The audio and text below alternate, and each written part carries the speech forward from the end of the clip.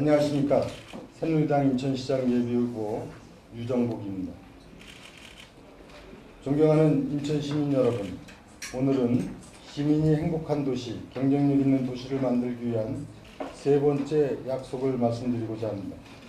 지난 선거에서 부채, 실조, 교육 꼴찌를 해결하겠다며 당선된 송영길 후보 4년 동안 달라진 것이 하나도 없습니다.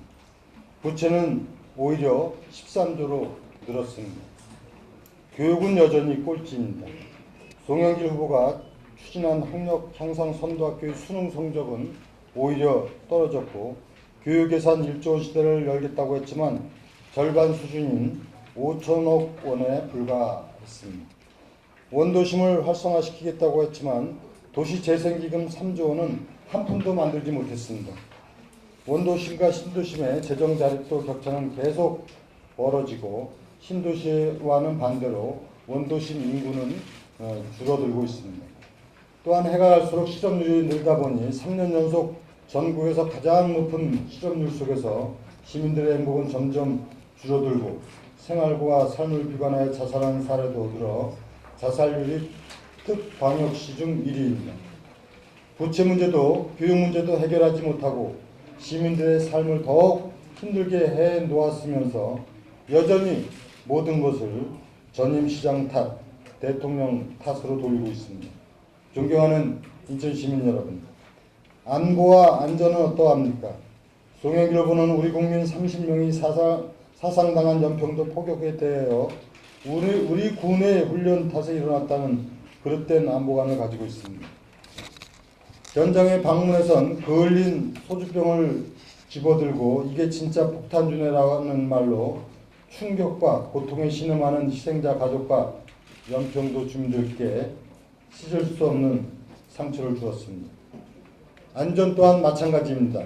인천시 서구 검단 사거리 지하철 공사장 감몰 사고로 인한 사망사고, 아시안게임 경기장의 누수, 집안 집화, 치마, 기계 오작동 등 각종 하자, 인천 중구에 위치한 하버파크 호텔 앞 집안 균열 등 인천 전반을 안전 취약 지역으로 만들어버렸습니다.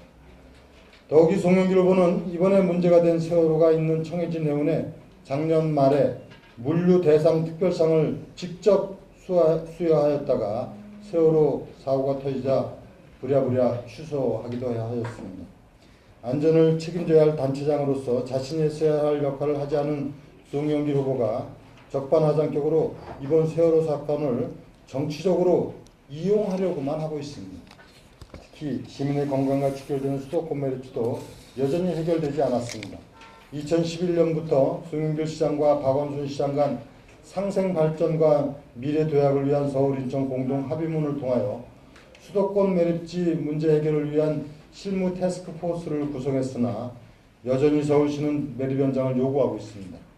이는 송영길 후보 재임 기간 중에 대체 매립지를 조성하기는커녕 해결 의지도 보이지 않았기 때문입니다.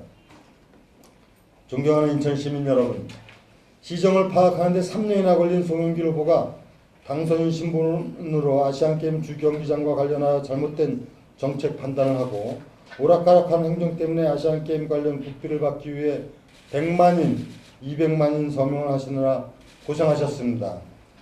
정당한 국비 지원도 자신의 실수로 인해 이렇게 어렵게 받고 있는 실정은 앞으로 필요한 정부 지원을 확보하고 전 국가적 관심을 일컬어 성공적으로 아시안게임을 치를 수 없습니다. 이제 인천은 달라져야 합니다.